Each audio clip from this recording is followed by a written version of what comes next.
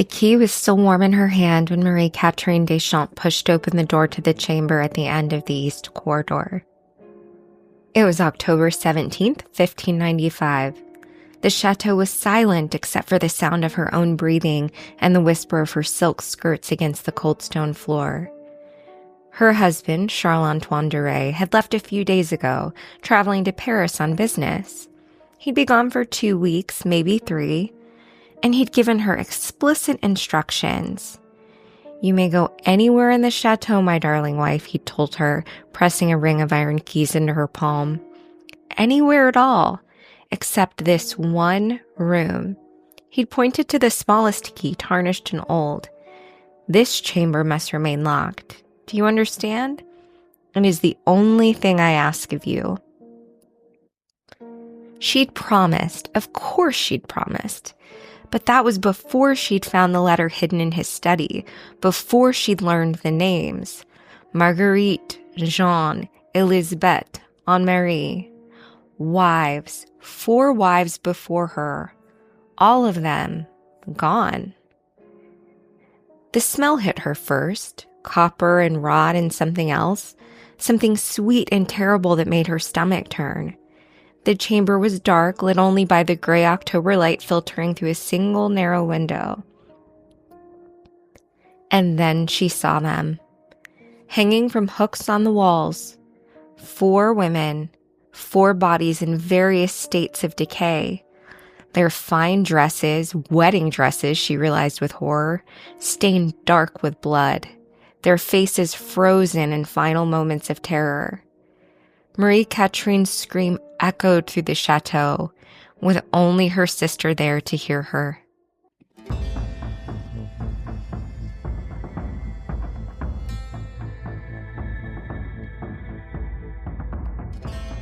Hi everyone, my name is Danielle Christmas, and welcome to the very first episode of Folklore Forensics. So let me explain what we're doing here, because this is a little different from your typical true crime podcast. We've all grown up with fairy tales, right? Folklore, legends, myths, stories that have been passed down for generations. Stories we think of as fiction, as cautionary tales, as entertainment. But here's the thing that's always fascinated me. What if they weren't just stories? What if these tales, these dark, twisted narratives about monsters and murderers, what if they were based on something real? What if they were the true crime cases of their time, passed down through oral tradition until they became legend? That's what Folklore Forensics is all about. Each episode, we're going to take a famous folktale, myth, or legend and investigate it as if it were a real criminal case. We'll look at the evidence, examine the victims, profile the perpetrators, and try to understand not just what happened, but why these stories have survived for centuries. And for our first case, I knew exactly where I wanted to start, with one of the most chilling tales in the folklore canon, the story of Bluebeard. Before we get started, I need to give you a content warning. This episode contains disturbing material. Listener discretion is advised. Now, if you're not familiar with the tale, here's the basic version. A wealthy nobleman with a strange blue-tinted beard marries a series of young women. Each wife mysteriously disappears. When he marries again, he gives his new bride the keys to his castle, but forbids her from entering one particular room. Of course, curiosity gets the better of her, and she discovers the bodies of all his previous wives hanging in that forbidden chamber. It's a story that's been told and retold since it was first published by Charles Perrault in 1697. But Perrault didn't invent this story. He was recording something that was already part of French folklore. And the more I dug into this case, the more I became convinced that this wasn't just a cautionary tale about female curiosity or disobedience.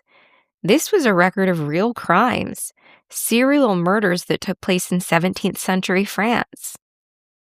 So today we're going to investigate what I'm calling the Bluebeard serial killings. Case file number 247. And I have to warn you, this one is dark. We're talking about a serial killer who used his wealth, his title, and the patriarchal structures of his time to prey on vulnerable women. We're talking about at least 4 confirmed victims, possibly more, and we're talking about crimes that went undetected for years because of who he was and the power he held. But we're also going to talk about the women who survived him, the women who fought back, and the final victim who brought him to justice. So let's dive in. Our perpetrator's name was Charles-Antoine Duret. Born in 1561 in the Brittany region of France, specifically in the town of Tiffauges, about 50 miles south of Nantes. And yes, before you ask, he was distantly related to the infamous Gilles de Rais, the 15th century nobleman who was executed for the serial murders of children. Charles-Antoine came from old money. We're talking about a family that had held their titles since the 1300s. His father, Jean-Baptiste de Rais, was a baron who owned several chateaux throughout Brittany and Pays de la Loire. When Jean-Baptiste died in 1585, Charles-Antoine inherited everything: the title, the estates, the wealth. He was just 24 years old. By all accounts, Charles-Antoine was an educated man. He'd studied at the University of Paris, spoke Latin and Italian in addition to French, collected books and art.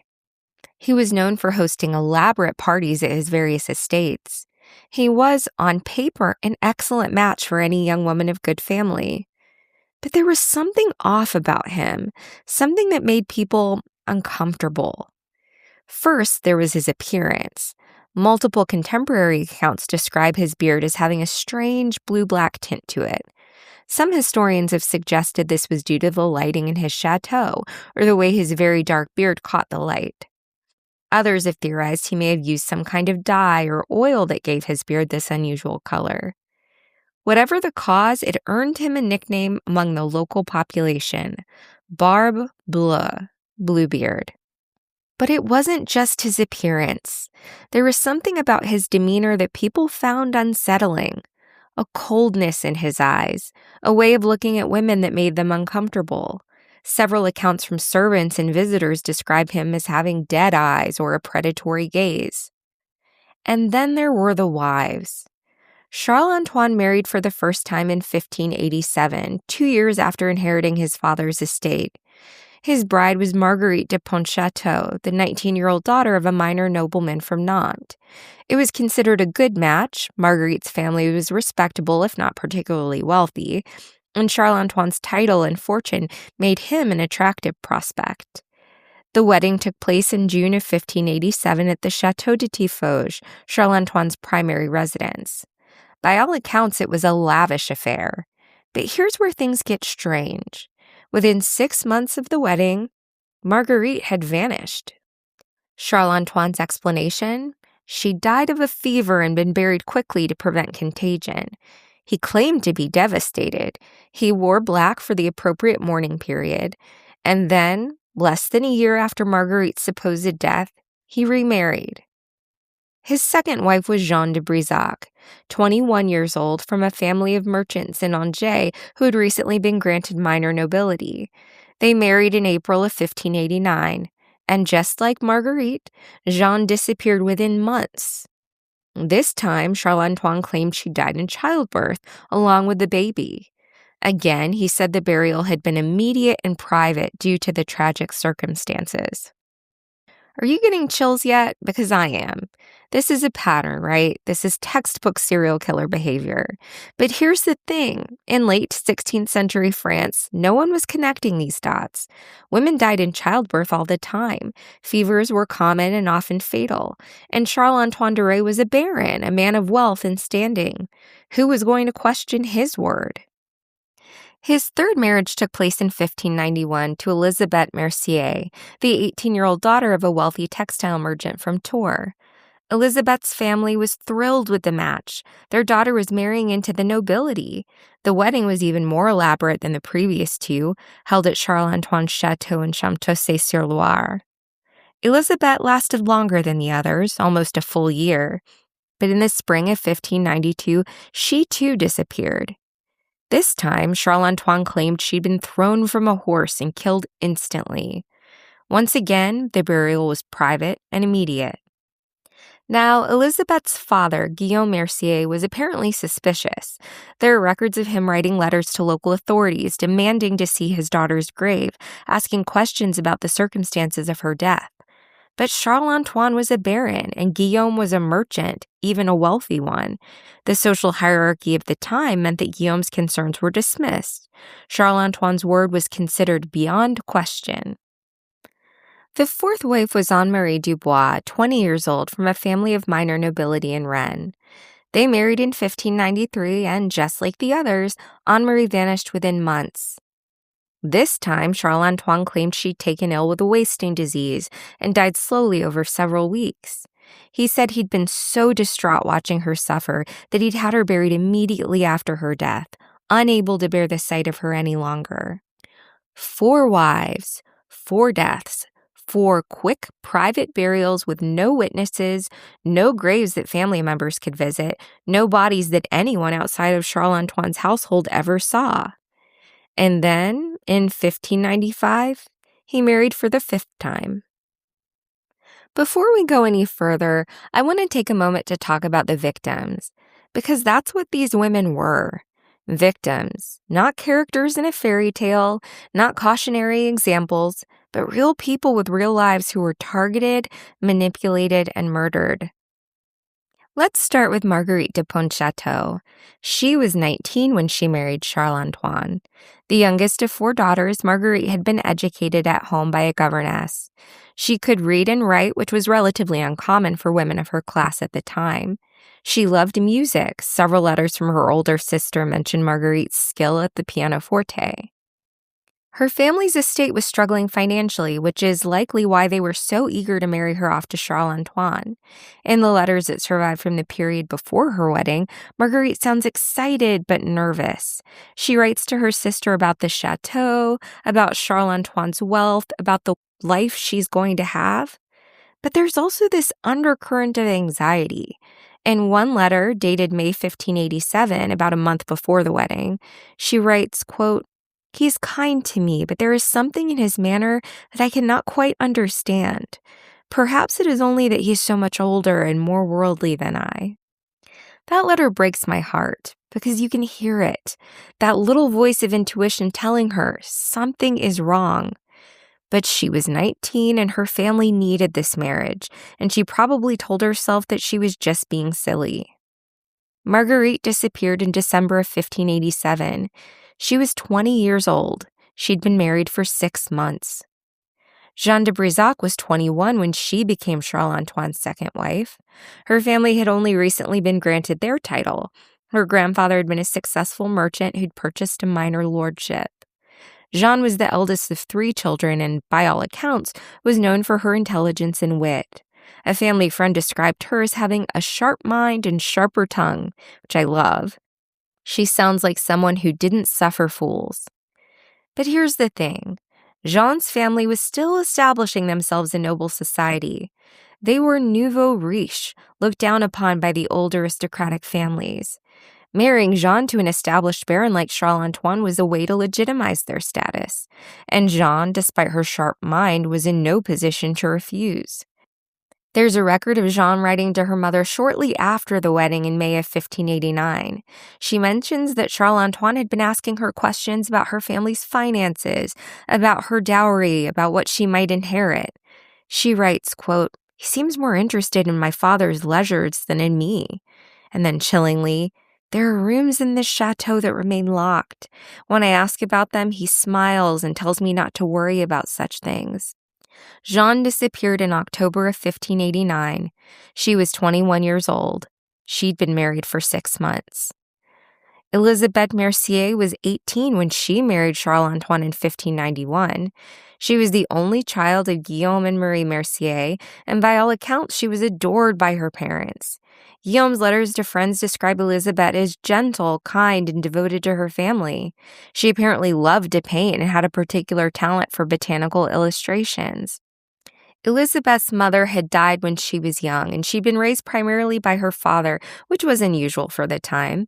Guillaume had given her an education typically reserved for sons. She could read Latin, understood mathematics, and helped manage her father's business affairs. This made her an unusual bride for a nobleman, but Charles-Antoine seemed charmed by her intelligence. Or so everyone thought. Guillaume's letters after Elizabeth's disappearance are absolutely gutting. He writes to the local magistrate, to the bishop, to anyone who will listen. He demands to see his daughter's grave. He wants to know why he wasn't informed of her illness, why he wasn't called to her side before she died. He writes, quote, "What father would not wish to comfort his dying child? What husband would deny him this right?" But his questions went unanswered. Elizabeth disappeared in April of 1592. She was 19 years old. She'd been married for almost a year. Anne-Marie Dubois was 20 when she became Charles-Antoine's fourth wife in 1593. She came from a family of minor nobility that had fallen on hard times. Her father had died when she was young, and her mother was desperate to see her daughters well married before the family's remaining resources ran out. Anne-Marie had 2 younger sisters, and there's a sense in the surviving letters that she felt responsible for them. If she married well, her husband might help arrange good matches for her sisters. She was, in a way, sacrificing herself for her family's future. A letter from Anne-Marie to her mother, dated August 1593, 2 months after her wedding, is particularly haunting. She writes, quote, "The chateau is beautiful but cold. Charles-Antoine is often away on business, and when he is here, he spends much time in the east wing where I am not permitted to go. He says these are his private chambers where he conducts his affairs. I do not question him, as a good wife should not, but mother, I confess I am lonely here. The servants are strange and silent. They will not meet my eyes." Anne-Marie disappeared in November of 1593. She was 20 years old. She'd been married for 5 months. 4 women, 4 young women from respectable families, 4 women who were excited about their futures, who had hopes and dreams and talents and people who loved them. 4 women who walked into Charles-Antoine de Ray's chateau and never walked out. And the truly horrifying thing? No one stopped him. No one investigated. No one connected the pattern. Because he was a baron and they were just wives. So how did he do it? How did Charles-Antoine de Ray get away with murdering 4 women without anyone stopping him? Let's talk about his methodology, because this is where the case gets really disturbing. First, the victim selection.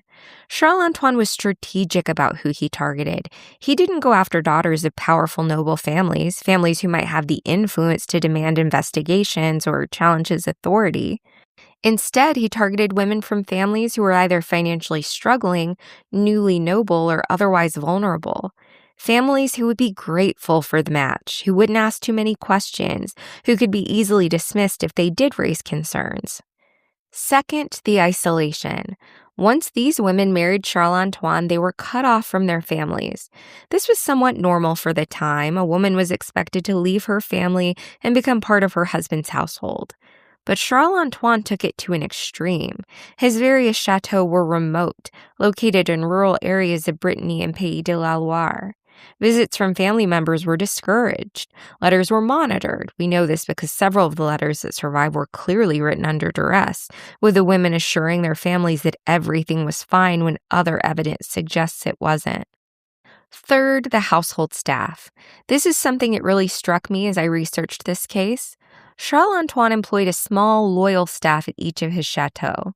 The same servants appeared at multiple properties over the years, and these weren't local hires. He brought them with him from property to property, which suggests he specifically chose people who would be loyal to him, who wouldn't ask questions, who might even be complicit in his crimes. There are records of several servants who left Charles-Antoine's employment and later gave testimony about the strange atmosphere in his households. One former chambermaid, Claudette Moreau, testified that she was forbidden from entering the east wing of the Château de Tiffauges. She said that Charles-Antoine kept the keys to that section of the chateau on his person at all times, and that she'd once seen him emerging from that wing with blood on his hands and clothing. When she'd asked if he was injured, he told her he'd been butchering a deer and dismissed her. But there was no deer. No venison appeared in the kitchens. No hide was sent to be tanned. Claudette said she knew something was wrong, but she was terrified of Charles Antoine. She left his employment shortly after and never spoke of what she'd seen until years later after his arrest. Another servant, a groundskeeper named Michel Fontaine, testified that he'd been ordered to dig several graves in the private cemetery on the Tiffauges estate. Charles Antoine told him these were for family members who had died, but Michel said the graves were too small for adults. He thought perhaps they were for children, but no children were ever buried there. Instead, Charles Antoine filled the graves himself at night and forbade anyone from entering the cemetery. So what was in those graves? We'll get to that. Now, let's talk about the actual murders. Based on the forensic evidence that was eventually uncovered, and yes, they did have forensic analysis in the 17th century, just not too sophisticated, we can piece together Charles Antoine's method.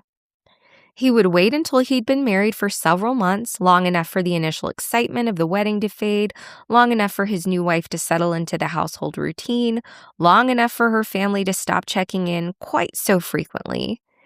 And then he would plan a trip. Business in Paris or Nantes or Tours, something that would take him away from the chateau for a week or two. Before he left, he would give his wife the keys to the chateau, all of them. He would tell her she could go anywhere, explore anything, make herself at home, except for one room, one chamber in the east wing that must remain locked. And this is the psychological torture of it, because he absolutely knew that by forbidding her from entering that room, he was making it irresistible. He was counting on her curiosity. He was setting a trap. Wait, you might be thinking, why would he want her to enter the room? Why not just kill her without the whole elaborate setup? Because Charles-Antoine Duret wasn't just a murderer. He was a sadist. He enjoyed the psychological torment. He enjoyed knowing that his wife would struggle with the temptation, would eventually give in, would discover the horror he'd created. And then he would return, unexpectedly, to find her in the forbidden chamber, confronted with the evidence of his previous crimes and paralyzed with terror. That's when he would kill her. The forensic evidence suggests he used a blade, likely a sword or a large knife. The wounds on the bodies that were eventually recovered were consistent with a sharp weapon, and the blood spatter patterns suggested the victims had been standing when they were attacked. He would strike quickly, probably from behind, severing major arteries. Death would have been relatively quick, but not instantaneous. His victims would have had time to understand what was happening to them. I know this is graphic, but I think it's important to understand the reality of what these women experienced. This wasn't a fairy tale for them. This was real violence, terror, and suffering. After the murder, Charles-Antoine would hang the bodies in the forbidden chamber. He kept them there, preserved with salt and herbs, a technique that was known at the time for preserving meat and that would have slowed decomposition. He dressed them in their wedding gowns. He arranged them carefully like trophies. This is, plainly put, serial killer behavior. This is a man who was collecting his victims, who wanted to be able to revisit his crimes, who derived pleasure from seeing the evidence of what he'd done. And then he would tell everyone that his wife had died of natural causes. He would arrange a quick private burial, but not of his wife's body. The graves that Michel Fontaine dug, those were filled with weighted sacks or animal carcasses or nothing at all. They were props, stage dressing to support his story. And because he was a baron, because he had wealth and title and authority, no one questioned him. No one demanded to see the bodies. No one insisted on a proper funeral with witnesses. He got away with it 4 times. But then he made a mistake. In March of 1595, Charles-Antoine Duret married for the 5th time. His bride was Marie-Catherine Deschamps, the 22-year-old daughter of a minor nobleman from Vannes. Marie-Catherine's family was in financial difficulty. Her father had made some poor investments and was on the verge of losing his estate. Marrying Marie-Catherine to a wealthy baron was seen as a way to save the family from ruin. But Marie-Catherine was different from Charles-Antoine's previous victims in one crucial way. She had a sister that she was close with. Anne Deschamps was 2 years older than Marie-Catherine, and the two were extremely close. When Marie-Catherine married Charles-Antoine and moved to the Château de Tiffauges, Anne was devastated. She wrote to her sister constantly, and she insisted on visiting regularly despite Charles-Antoine's obvious displeasure. This is important because Anne's presence, her refusal to let her sister be completely isolated, is probably what saved Marie-Catherine's life. The wedding took place in March of 1595. For the first few months, everything seemed fine. Marie-Catherine's letters to Anne were cheerful, describing the chateau, the grounds, her new life as a baroness. But by summer, the tone of the letters had changed. Marie-Catherine wrote about feeling watched, about the strange silence of the servants, about the locked wing of the chateau that Charles-Antoine forbade her from entering. In one letter, dated July 1595, Marie-Catherine wrote, "Anne, I must confess something troubles me. I've learned that Charles-Antoine was married before, not once, but 4 times. 4 wives, all dead. He says they died of illness or accident, but Anne, is it not strange? 4 wives, all young, all dead within months of their wedding. I asked him about them, and his face became cold. He told me to never speak of them again. I am frightened, sister." Anne was alarmed by this letter. She immediately began making inquiries, trying to learn more about Charles-Antoine's previous wives. She wrote to families in Nantes, Angers, Tours, and Rennes, asking if anyone knew of the women who had married Charles-Antoine Duret. And what she discovered horrified her. She found Guillaume Mercier, Elizabeth's father, who told her about his daughter's disappearance and his unanswered questions. She found Anne-Marie Dubois' mother, who said she'd never been allowed to see her daughter's grave. She found records of Marguerite de Pontchâteau and Jean de Brissac, both of whom had vanished shortly after marrying Charles-Antoine. Anne realized her sister was in danger. She wrote to Marie-Catherine, urging her to leave Charles-Antoine to come home. But Marie-Catherine wrote back saying she couldn't. She was married, she had duties, and besides, Charles-Antoine had been kind to her. She had no proof that anything was wrong. She would seem foolish, hysterical. If this is frustrating to us, we can only imagine how Anne felt, because we can see what's happening. We can see the danger. But Marie-Catherine was trapped by the social conventions of her time. A wife couldn't just leave her husband. She had no legal rights, no independent income, and without proof of wrongdoing, she would be the one who was blamed and shamed. But Anne didn't give up. She continued to visit her sister regularly despite Charles-Antoine's increasing hostility toward her. In October of 1595, she was visiting the chateau when Charles-Antoine announced he had to travel to Paris on business. He would be gone for 2 weeks. Before he left, he gave Marie-Catherine the keys to the chateau. Anne was there when he did it. She watched as he told Marie-Catherine she could go anywhere, do anything, explore the entire chateau to her heart's content, except for one room, one chamber in the east wing. That room must remain locked. Anne saw the look on Charles-Antoine's face as he said this. She later testified that it was a look of anticipation, of cruel pleasure, and she knew in that moment that this was a test, a trap. After Charles-Antoine left, Anne begged Marie-Catherine not to enter the forbidden chamber. But Marie-Catherine was tormented by curiosity. What was in that room? Why was it forbidden? What was her husband hiding? For 3 days, Marie-Catherine resisted. But on the 4th day, October 17th, 1595, she couldn't stand it anymore. She had to know. Anne tried to stop her. She later testified that she physically tried to prevent her sister from unlocking the door. But Marie-Catherine was determined. She took the small tarnished key from the ring, walked to the end of the east corridor, and unlocked the forbidden chamber. The smell hit them first. Anne-Marie described it as, quote, "the stench of death and decay mixed with herbs and salt, a smell that made me retch." The chamber was dark, lit only by a single narrow window, And hanging from hooks on the walls were 4 bodies, 4 women in wedding dresses in various states of decomposition. Marie-Catherine screamed. Anne caught her as she collapsed. And then Anne did something incredibly brave. She went into that chamber. She examined the bodies. She looked for anything that might identify them, any evidence that could be used to bring Charles Antoine to justice.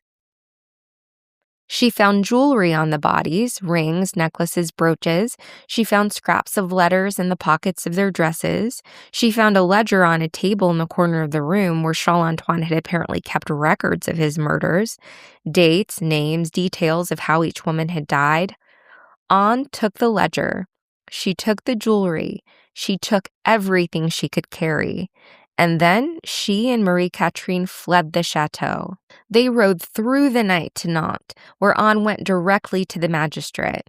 She presented the evidence she'd gathered. She told him everything.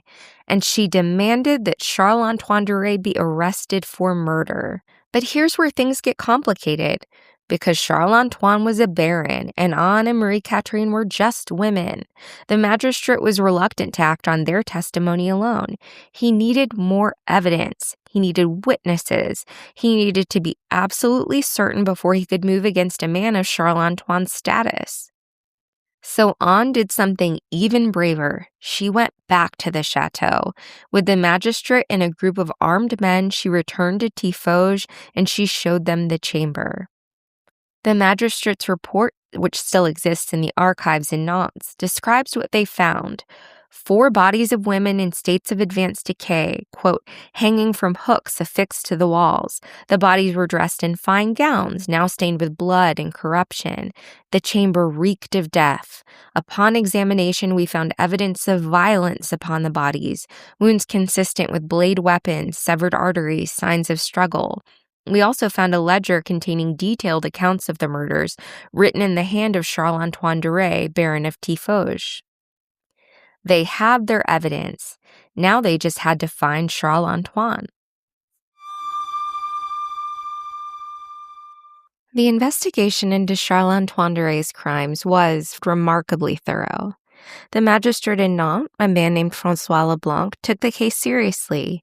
He understood that he was dealing with a serial murderer, even if they didn't use that term in 1595. Leblanc's first step was to secure the crime scene. He posted guards at the Château de Tiffauges to ensure that no evidence was disturbed. He then brought in a physician, Dr. Henri Beaumont, to examine the bodies. Dr. Beaumont's report is fascinating from a forensic perspective. Remember, this is 1595. They didn't have modern forensic science, but they weren't completely ignorant either. Dr. Beaumont was able to determine several key facts. First, all 4 women had died from blood loss due to wounds from a sharp blade.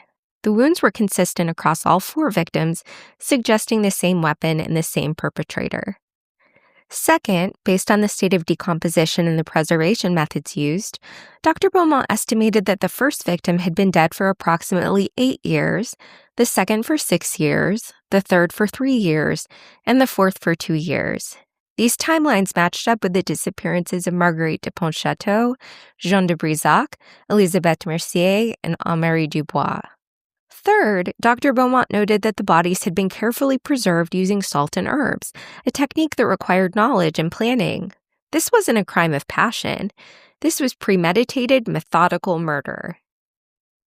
The bodies were identified through the jewelry they wore and through physical descriptions provided by family members. Guillaume Mercier identified his daughter Elisabeth by a distinctive ring she always wore, a gold band with a small ruby that had belonged to her mother. Anne-Marie Dubois' mother identified her daughter by a locket containing a miniature portrait of the family. Marguerite de Pontchâteau's sister identified her by a pearl necklace that had been a wedding gift. Jeanne de Brissac was identified by her clothing. Her wedding dress had been made from a distinctive fabric that her family's textile business had produced. Her father, who had been granted his title only a few years before her marriage, had been so proud that his daughter was marrying a baron that he'd had her dress made from the finest fabric his business could produce. Seeing that dress, stained with his daughter's blood, hanging in Charles Antoine's chamber of horrors, it's hard to imagine. While Dr. Beaumont was examining the bodies, Magistrate Leblanc was interviewing witnesses. He spoke to 4 former servants who had worked at Charles Antoine's various chateaux. He spoke to neighbors, to merchants who had done business with Charles Antoine, to anyone who might have information about the Baron's activities. What emerged was a picture of a man who was charming in public, but cold and cruel in private. Multiple servants testified about the forbidden wing of the chateau, about Charles Antoine's violent temper, about the strange comings and goings at odd hours of the night. The chambermaid, Claudette Moreau, testified about seeing Charles Antoine with blood on his hands. The groundskeeper, Michel Fontaine, testified about the graves he'd been ordered to dig, graves that were never properly used. A cook named Margot Lebrun testified that she'd been ordered to prepare large quantities of salt and herbs, which Charles Antoine said were for preserving meat, but no meat ever appeared in the kitchens. Leblanc also examined the ledger that Anne Deschamps had taken from the forbidden chamber. This document was damning. In Charles Antoine's own handwriting, it contained detailed accounts of each murder. Marguerite, December 12, 1587. She entered the chamber as I knew she would. The look on her face when she saw what I had prepared for her, such perfect terror. She tried to run, but I was faster. The blade was sharp. She died quickly, though not as quickly as she would have liked. Jean, October 23, 1589. More clever than the others. She suspected something was wrong. But curiosity overcame caution, as it always does. She fought harder than Marguerite. I have bruises on my arms from where she struck me. But in the end, she joined her predecessor on the wall. I realize that these entries are graphic and disturbing, but I think it's important to understand the level of depravity we're dealing with here. Charles Antoine didn't just kill these women. He enjoyed it. He documented it. He revisited his crimes through his writings and through the trophies he kept. The ledger also contained entries about Marie Catherine. Charles Antoine had been planning her murder, writing about how he would do it, what he would say to her family afterward. He'd been anticipating the moment when he would enter the forbidden chamber and she would discover his secrets. But thanks to Anne's intervention, Marie Catherine survived. She was the one who got away. Leblanc also investigated Charles Antoine's finances, and what he found was interesting. Charles Antoine had been living well beyond his means for years. The elaborate weddings, the lavish parties, the maintenance of multiple chateaux, all of it was expensive. And each time he married, he gained access to his wife's dowry. Each time a wife died, he kept the dowry and any property she'd brought. So in addition to being a serial killer, Charles Antoine was also a con man. He was marrying these women for their money, killing them, and then keeping their assets. It was a financial scheme as well as a murder spree. Leblanc compiled all of this evidence, the bodies, the ledger, the witness testimonies, the financial records, into a comprehensive case file. And then he issued a warrant for Charles-Antoine Duré's arrest. But there was a problem. Charles-Antoine had disappeared. Charles-Antoine Duré was arrested on November 3, 1595 in Paris. He'd been staying at a townhouse he owned in the Marais district, apparently believing that his title and connections would protect him. He was wrong. The arrest was carried out by the Prévôt de Paris, essentially the chief of police, with a contingent of armed guards. According to the arrest report, Charles-Antoine was shocked when they came for him. He apparently believed that the word of the Baron would outweigh any evidence against him. He demanded to know who had dared to accuse him. When he was told that his own ledger had been used as evidence, he reportedly went pale and silent. Charles-Antoine was transported back to Nantes in chains. The trial began on November 20th, 1595 in the Château du Duc de Bretagne, the seat of judicial authority in the region. The trial was a sensation. Nobility being tried for murder was rare enough, but a serial killer who had murdered multiple wives? This was unprecedented. The courtroom was packed with spectators, including many members of the nobility who were both horrified and fascinated by the case. The prosecution was led by Magistrate François Leblanc, who presented the evidence methodically and thoroughly. He called Dr. Henri Beaumont to testify about the bodies and the cause of death. He called the former servants to testify about Charles-Antoine's behavior in the forbidden chamber. He called Guillaume Mercier and the other family members to testify about their daughter's disappearances and Charles-Antoine's suspicious behavior. And then he called Anne Deschamps to testify. Anne's testimony was powerful.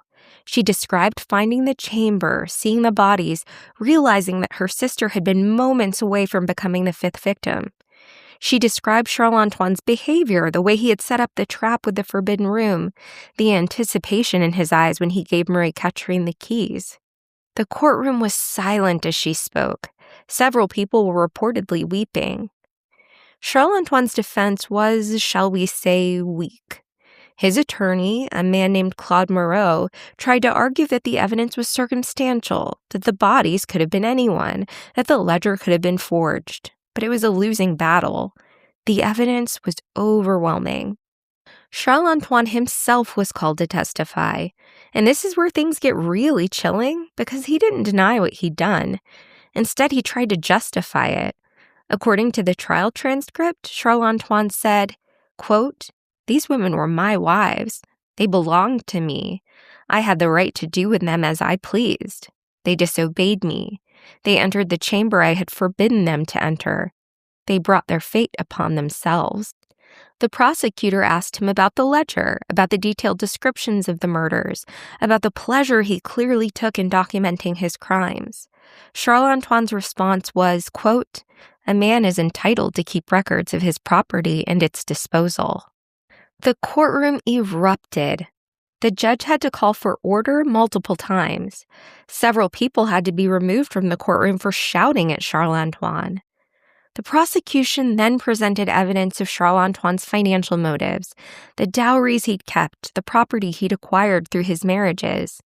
They argued that he had married these women not out of love or even lust, but out of greed. He'd wanted their money, and once he had it, he'd killed them. Charles-Antoine's attorney tried to argue that his client was insane, that no sane man would commit such crimes. But the prosecution countered with evidence of Charles-Antoine's careful planning, his methodical approach, his ability to maintain a public facade of respectability while committing atrocities in private. This wasn't insanity. This was calculated, deliberate evil. The trial lasted for 3 days.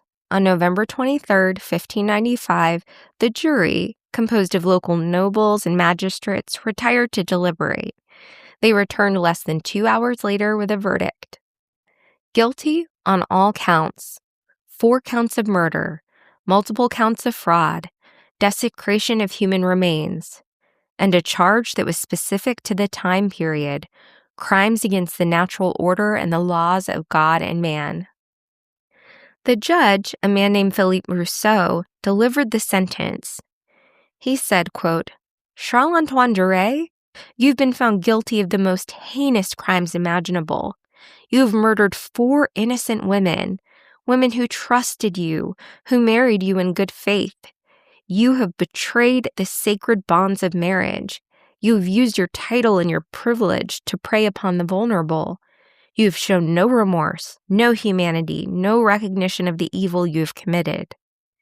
Therefore, it is the judgment of this court that you be stripped of your title and your lands, that your property be forfeit to the crown, and that you be executed by beheading, the traditional method for nobility, though you have shown yourself unworthy of such consideration." Charles-Antoine was executed on December 1st, 1595, in the public square in Nantes. Thousands of people attended. The execution was carried out by the royal executioner, and by all accounts, Charles-Antoine showed no remorse, even at the end. His last words were reportedly, quote, "I regret nothing." His body was buried in an unmarked grave. His chateaux were seized by the crown and eventually sold. His name was stricken from the family records, his relatives wanting nothing to do with him. And the 4 women he murdered? They were finally given proper burials. Their families were able to mourn them, to say goodbye, to lay them to rest with dignity. So what happened after the trial? What became of the people involved in this case? Marie-Catherine Deschamps, the wife who survived, had her marriage to Charles-Antoine annulled by the church. She returned to her family's estate in Vannes and never remarried. She lived quietly for the rest of her life, dying in 1642 at the age of 69. In her will, she left a substantial sum of money to establish a home for women fleeing abusive marriages, a remarkably progressive act for the time. Anne Deschamps, the sister who saved Marie-Catherine's life, became something of a local hero. She was praised for her bravery and her determination to bring Charles-Antoine to justice. She married a few years after the trial and had 3 children. She died in 1638 at the age of 65. Guillaume Mercier, Elizabeth's father, was finally able to bury his daughter properly. He attended Charles-Antoine's execution and reportedly said afterward, quote, "Justice has been done, but it cannot bring back my child." He died 2 years later in 1597. His friends said he never recovered from the loss of his daughter. The families of the other victims, Marguerite de Pontchâteau, Jeanne de Brisac, and Anne-Marie Dubois, were also able to bury their daughters and find some measure of closure. But the trauma of what had happened, the knowledge of how their daughters had died, haunted them for the rest of their lives. As for Charles-Antoine's estate, it was divided up and sold. The Château de Tiffauges, where the murders took place, was purchased by a merchant family who tore down the east wing, the wing that had contained the Chamber of Horrors, and rebuilt it. They wanted to erase any trace of what had happened there. But the story didn't die. It couldn't die. The case was too shocking, too horrifying, too memorable. People talked about it. They told their children about it. They warned their daughters about the dangers of marrying men they didn't know, about the importance of listening to their instincts, about the red flags they should watch for. And over time, the story evolved. It became a folk tale. The specific details, the names, the dates, the locations, were forgotten or changed. But the core of the story remained. A wealthy man with a blue-tinted beard who murdered his wives and kept their bodies in a locked room. A curious wife who discovered his secrets. A brave sister who helped bring him to justice. By the time Charles Perrault published his version of the tale in 1697, more than 100 years after the real events, it had become a fairy tale, a cautionary tale about female curiosity and disobedience. The focus had shifted away from the murderer and his crimes and onto the wife who disobeyed by entering the forbidden chamber. But despite Perrault's lesson to young girls about the perils of disobedience, the real story isn't about a woman who was too curious. It's about a serial killer who used his wealth and power to prey on vulnerable women. It's about a system that enabled him, that looked the other way, that valued his word over the lives of his victims. It's about Marguerite, who was 19 and loved music and was excited about her future. It's about Jean, who was sharp and witty and didn't deserve to die. It's about Elizabeth, who loved to paint and was adored by her father. It's about Anne-Marie, who sacrificed herself for her family's future. These women weren't characters in a fairy tale. They were real people. They had lives and dreams and people who loved them. And they were murdered by a man who saw them as property, as objects to be used and discarded. But this story is also about Anne Deschamps, who refused to let her sister become another victim, who investigated, who gathered evidence, who risked her own life to bring a killer to justice. Anne is the real hero of this story, and her bravery should be remembered. So when you hear the story of Bluebeard, I want you to remember the real story. Remember Marguerite, Jean, Elizabeth, and Anne-Marie. Remember that they were real women who deserved better. And remember Anne Deschamps, who made sure their murderer faced justice. That concludes our first investigation, the Bluebeard serial killings. Keep listening for a brief case epilogue on the man most famous for setting this story to the page. When Charles Perrault published his sanitized version of these murders in 1697, just over a century after Charles-Antoine's execution, he made one crucial change to the ending. In his tale, the heroine's brothers arrive just in time to save her, bursting through the door as Bluebeard raises his sword. It's a dramatic rescue, the kind that makes for satisfying storytelling. But here's what's fascinating. That ending was almost universally rejected by the women who told this story to each other in the centuries that followed. In oral traditions across France, Germany, and England, the tale evolved differently. In these versions, the youngest wife saves herself. She outsmarts Bluebeard. She discovers the chamber on her own terms. She orchestrates her own escape. Some versions have her setting fire to the castle with him inside. Others have her leading him into a trap. The women who passed this story down, generation to generation, refused to let the heroine be passive. They understood something Perrault didn't, or perhaps chose to ignore. This wasn't a story about waiting to be rescued. It was a story about the courage it takes to open the forbidden door, to face the truth no matter how horrifying, and to fight back against the monsters who believe they're untouchable. That, perhaps more than anything, is why this tale has survived. Because every generation has needed to hear it. Next week, we'll reopen another case, examining legends and lore through the lens of true crime. I'm Danielle Christmas, and you've been listening to Folklore Forensics. Folklore Forensics is written and hosted by me and produced by Audio Ellis. Theme music is by the Soundlings and Josh Pan. You can find us on Apple Podcasts, Spotify, or wherever you listen to podcasts. Follow Folklore Forensics on Instagram at Folklore Forensics. Please send future case suggestions to folkloreforensicspod@gmail.com. Until next time, stay curious and always follow the evidence.